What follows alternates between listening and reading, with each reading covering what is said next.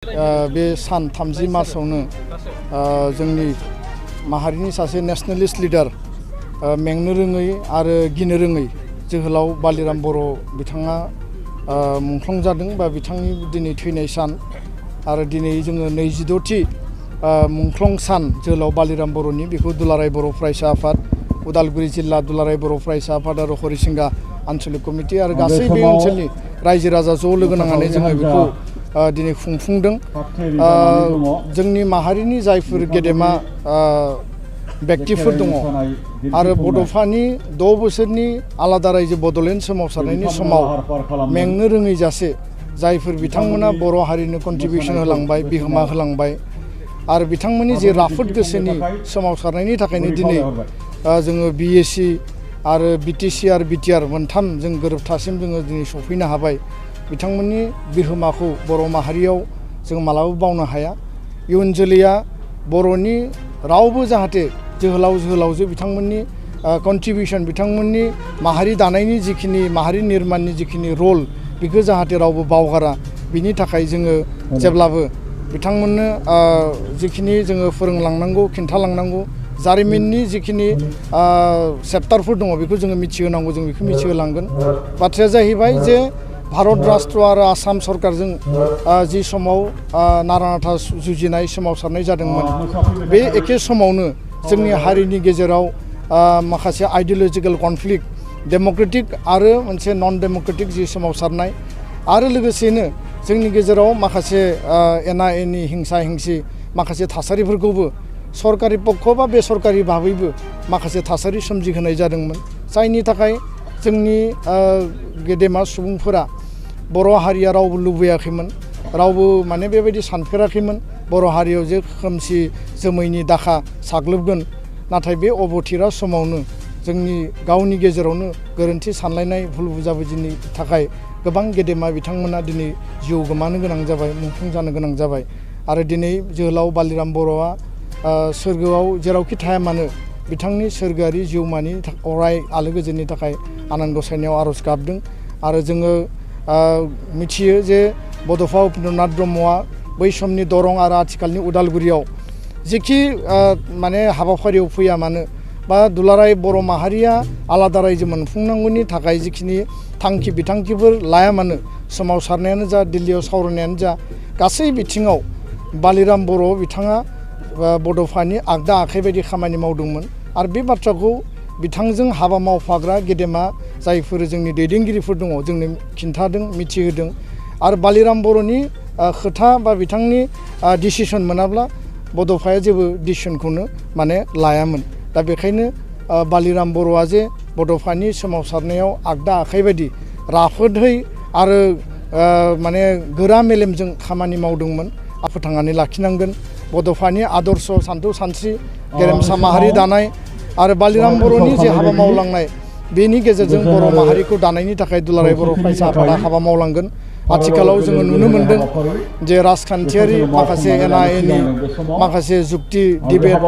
आरो बिनि गेजेराव सामाजिक भाबैबो जोंनि गेजेराव माखासे एना एनि थासारिखौ जों नुनो मोन्दों। राजखान्थि बिथिङा आलादा आरो समाज आरो हारि बिथिङा आलादा। दा बेखायनो दुलाराय बर' फरायसा आफादा जोङो अरायबो जोंनि जायफोर नमस्य व्यक्ति जायफोर जोंनि फुजिनां व्यक्ति एबसुनि जायफोर बारग' दैदेनगिरि बिबानगिरि जों अरायबो मान होयो सिबियो जों रावखौबो इनाय आरो अयनाय जों साना। नाथाय माहारिनि माखासे थांखि बिथांखियाव माहारिनि एक्जिस्टेन्स थामोन्था रैखाथिनि थाखाय मालाबा माहारियाव गुलुं गुजुं लाबोनो नागिरोब्ला माहारियाव जुदि प्रपागान्डा माने लिड खालामनो नागिरोब्ला जोंनि गोसोआव आघात बा जोंनि गोसोआव सेन्टिमेन्ट इमसन बे थारैनो जोंनि गोसोआवबो नाङो। दा बेखौ लानानै जोंनि गेजेराव एना एनि मोनसा मोनसि जालायनांगौनि बाथ्रा गैया। राजखान्थिया राजखान्थि हिसाबै थांगोन। मोनसे हारियाव मोननै मोनथाम राजखान्थि आफाद थानो हायो। मोनसे हारिनि सुबुङा गुबुन गुबुन राजखान्थि हान्जायाव थानो हायो आरो बेखौ राजखान्थि भाबै लांनाया मोजां।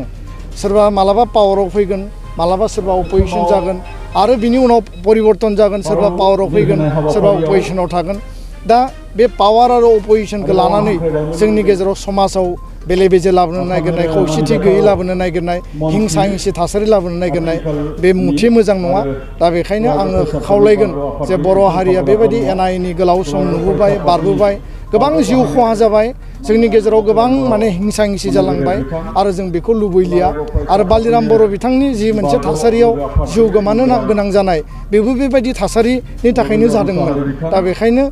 खौसेथिनि मोन्थोरजों बर' हारियाव सान्तिनि परिबेसनि गेजेरजों बर' हारिखौ दानांगोन आरो दुलाराय बर' फरायसा आफादा बयखौबो बजबनानै इउनाइटेडलि हाबा मावलांनो थाखाय जों बिखायाव बयखौबो बजबना लानो थाखाय दिनैबो जोङो राजि आरो इयुनावबो जोङो हाबा मावलांगोन गोजोन्थों बिएलआइनि सायावहाय गोबां दान्थे बिदान्थे जागासिनो दङ बे समावहाय आबसुनिफ्राय माबायदि राहा लानानै बे दान्थे बिदान्थेखौ खोमोरनो सानदों ना पिआइएलआ जाबाय जायखिजाया जि माने जेंना बा इस्यु बेखौ लानानै भारत राष्ट्रआव माने जुडिशियारि सिस्टेमाव मोनसे माने बेबस्था दङ बिनि सायाव नायबिजिरनाय बा बिनि सायाव न्याय मोननो थाखाय होनो हायो दा बाथ्राया जाहैबाय मा जे बबेखौ पिआइएल होगोन बबेखौ जों पिआइएल होआ दा बर' हारिनि सार्थआव बिएसि गोरोबथाया जादोंमोन बर' हारिनि सार्थआव बिटिसि गोरोबथाया जादों बर' हारिनि सार्थआव थामोनथा एक्जिस्टेन्स आरो बर' हारि जौगानायनि थाखायनो बिटिआर गोरोबथायाबो जादों दा मोनसे गोरोबथाया जिहेतु इमप्लिमेन्टेसन सोलिगासिनो दङ बे गोरोबथाखौ मावफुंनायनि थाखाय भारत सरकार आसाम सरकार बिटिसि सरकार आरो दुलाराय बर' फरायसा आफादा हाबा मावबाय थादों बे गोरोबथाजों जोंहा गोबां आसा आरो मिजिं दङ बे गोरोबथाजों बर' हारि थांना थानायनि थाखाय बिटिसि सरकार आरो दुलाराय बर' फरायसा आफादा हाबा मावबाय थादों बे गोरोबथाजों जोंहा गोबां आसा आरो मिजिं दङ बे गोरोबथाजों बर' हारि थांना थानायनि थाखाय जिखिनि अधिकारफोर मोनदों जोंहा गोबां बेयाव माखासे बाथ्राफोरा लिरनाय दङ आरो माखासे लिरै बाथ्राफोरखौबो माखासे कमिसन कमिटिनि गेजेरजों मावफुंनायनि थाखाय बेयाव दङ जेराव सनितपुर बिश्वनाथनि बाथ्राखौ जोङो गले गले बुंदों सोरबाया बुंदों जों थगायदों जोङो फोलादों किन्तु जोङो बास्तबखौ बुजियो जे थगायनाय फोलानायनि बाथ्रा गैया बे जाबाय कमिसननि गेजेरजों बे ओनसोलखौ सोनायनि बाथ्राया रोखा बे मोनसे नेशनेल कमिटमेन्ट दा बेबायदि मावबाय थानाय समाव सोरबाया जुदि पिआइएल होयोबा आरो बेबो जोंनि असे बिदाफोर जोंनि जायफोर माने फुजिनां बेक्तिफोर आरो बिथांमोना राजनैतिक आक्रोशनि थाखाय मोनसे एकर्डखौ माने जुदि गाफ्लेनानै जोगारनानै धंस खालामनो नागिरोब्ला बे गोसोआव दुखु मोनो आघात मोनो एकर्डखौ मावफुंनो हो एकर्डआ प्रपारलि मावफुंजायाब्ला नोंथांमोना पिआइएल होनो हागोन एकर्डआ बर' हारिनि सार्थआव जुदि माने जुदि बेबायदि बेबस्था फैयोब्ला नोंथांमोना बिनि थाखाय पिआइएल हो किन्तु दिनै बे एकर्डआ गोरलै अबस्थायाव दङ मावफुंनायनि खामानिया सोलिदों बे आयेन महर मोनाखै दिनै गामि दानख'नायखौ गिनानै मानो दानख'नांगौ होननानै पिआइएल होदों होननानै बिथांमोना स्पष्टीकरण होनो नागिरदों गामि दानख'नाया दासिमबो जायाखै दानख'गोन ना दानख'आ कमिसना बिनि सायाव रिकमेन्ड होगोन आरो रायजो राजाया दानख'नांगौ ना दानख'नाङा बिनि सायावबो पिटिसन होनो हायो जाय बिथांमोना दिनै पिआइएल होदों बिथांमोनाबो कमिसननो हैदों जे दानख'नाङा नोंथांमोना कमिसनजों रायलायबाय थादों सरकारजों रायलायदों दानख'नाङा होननानै आरो बिनि उनावबो नोंथांमोना आरो पेरेरेलि जुडिशियारि माने पिआइएल केस होगोन बेबायदि माबायदि न्याय जायो बियो नोंथांमोना सरकारखौ ने कमिसनखौ ने सरकार आरो कमिसना जुदि मानियाब्ला नोंथांमोना मा स्टेप लायो बे नोंथांमोननि बाथ्रा किन्तु जोंनि सुक्तिखौ माने नहेर खालामनानै बेखौ गाफ्लेनानै बर' हारिनि एक्जिस्टेन्सखौ जि माने मोनसे थ्रेटआव लाबोनो नागिरदों बे जोंनि थाखाय दुखुनांथाव आरो बे बेक्तिफोरा बेबायदि हाबाखौ जोङो मालाबाबो मावगोन होननानै सानाखै आरो जोंहा बेबायदि मोनसे बिसासबो गैयामोन किन्तु जोङो गिखांनायसो मोन्दों आरो जोङो सोमोनांदों दा बेखायनो संजमनि गेजेरजों बर' हारि दानायनि थाखाय जोङो हाबा मावलांनांगोन सोंखारिलायनायजों एना एनि हिंसा हिंसिजों बर' हारिया दाजाया आरो बे इउटिउब फेसबुक ससियेल मिडियायाव जायफोरा माने बाथ्रा बुंबाय थादों आंथ' सानो बिथांमोना साइक'लजिकेलि प्रब्लेम दङ आरो मेन्टेलि रिटार्डेड होननानै आं सानो आरो जायनि थाखाय बिथांमोना सानफ्रोमबो माहारियारि आफाद एबसु बायदि आफाद आरो गुबुन गुबुन दैदेनगिरिफोरखौ माने बिथांमोना जिग' रायो बिथांमोना मेन्टेल पिस होननाय बिथांमोननियाव गैया आरो बिथांमोनखौ लानानै माहारि दानाय हाबाफारिया जाया माहारि दानाय हाबाफारिया गासै बर' रायजो राजानि अपिनियन बिथांमोननि सानस्रि बड'फानि आदर्शजोंसो बर' माहारि बादा दाजागोन एनडिएफबिनि दैदेनगिरिफ्रा जेलनिफ्राय गनांगौ बिथांमोननि केसखौ उइथड्र खालामनांगौ आरो बिथांमोननि रिहेबिलिटेसना मोननांगौ मार्टियार फेमिलिया 5 लाख करि रां मोननांगौ बे हाबाफारिफोरखौ जों मावबाय थादों आरो दिनै बे हाबाफारि मावबाय थानायावनो PIL होनानै मोनसे मोननै दैदेनगिरिफोरखौ माने बिथांमोना जिग' रायो बिथांमोना मेन्टेल पिस होननाय बिथांमोननियाव गैया आरो बिथांमोनखौ लानानै माहारि दानाय हाबाफारिया जाया माहारि दानाय हाबाफारिया गासै बर' रायजो राजानि अपिनियन बिथांमोननि सान्थौ सानस्रि बड'फानि आदर्शजोंसो बर' माहारि बादा दाजागोन NDPनि दैदेनगिरिफ्रा जेलनिफ्राय गनांगौ बिथांमोननि केसखौ उइथड्र खालामनांगौ आरो बिथांमोननि रिहेबिलिटेसना मोननांगौ मार्टियार फेमिलिया 5 लाख करि रां मोननांगौ बे हाबाफारिफोरखौ जों मावबाय थादों आरो दिनै बे हाबाफारि मावबाय थानायावनो PIL होनानै मोनसे मोननै मोनबा दफानि एगेन्स्टआव PIL होनाय माने गासैबो एकर्डनि एगेन्स्टआवनो PIL होनाय बेबायदि बुजायो खारन बियो इन्टार रिलेटेड दा बेयाव सोरबाया जुदि क्लेरिफिकेसन होनो नागिरोबा जोङो ओरै दाजाबनायखौ होनो नागिराखै ओरैखौ होनो नागिराखै उमुखखौसो जों होदों बेबादि जुडिसियारि सिस्टेमाव जाया बेयो गासैबो इन्टार रिलेटेड आरो बेयाव जिखिनि हाबा मावनो बिथांमोना लादों बेजों माहारिया खहा जागोन आरो बर' हारियाव माने खौसेथिनि जि मोनसे आंखाल बेखौ माने दिनै जानाय बे थासारिखौ जों नुदों दा बेखायनो बयखौबो खौसेथिखौ हमथानानै लाखिनो थाखाय आं खावलायबाय आरो संजमनि गेजेरजों हाबा मावलांनो थाखाय आं खावलायबाय गोजोन्थों PIL होनायनि गेजेरजों एकर्डनि इमप्लिमेन्टेसनाव माखासे बादा फैगोन दाजाबनाय दानख'नायाव मा बादा फैगोन जों मिथिथ'वा बे मोनसे दा आयेननि प्रक्रियायाव थांबाय खिन्थु बाथ्राया बेसो जे BTR सुक्तिया मोनसे सुक्तिल'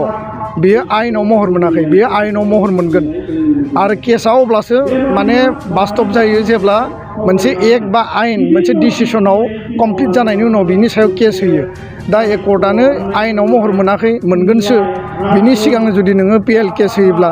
बेखौ लानानै बेसेबां वाइस खामानि जादों होग्राफ्रासो बेखौ मिथिसिगोन गोजोन्थाव खौरां आसामाव थानाय बयनिख्रुइबो साबसिन सोलोंथाइ होग्रा मिरुफोरनि गेजेराव टेक बुस्टाराबो गंसे क'क्राझार जिल्लानि सिङाव थानाय CST फिसारि मावख'नि साखाथियाव थानाय खारगावआव बे टेक बुस्टारा दङ बेयाव बयनिख्रुइबो मोजांसिन सोलोंथाइ आरो नेम सोलिनाय गोग्गो थाखो खथानि सुबिदा दङ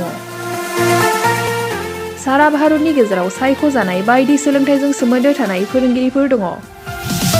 टेक बुस्टाराव प्रफेशनेल जार्नालिस्ट आरो टेकनिकेल कर्सफोरखौ होनाय जायो 24 घन्टा रैखाथिनि थाखाय मोजां सुबिदा आरो टेक बुस्टारा नोंथांमोनखौ सौहैहोगोन नोंथांनि थांखिसिम टेक बुस्टारा नोंथांनि सिमांखौ जाफुंसारनांगौनि थाखाय गांल' नङा साहस आरो गोहोबो होगोन सोलोंथाइ लाखांनायनि उनाव 100% प्लेसमेन्टनि खाबु दङ सोलोंनो गोसो गुदुं बिथांमोना 9395695095 जानबुं नाम्बाराव जगाजग खालामनो हागोन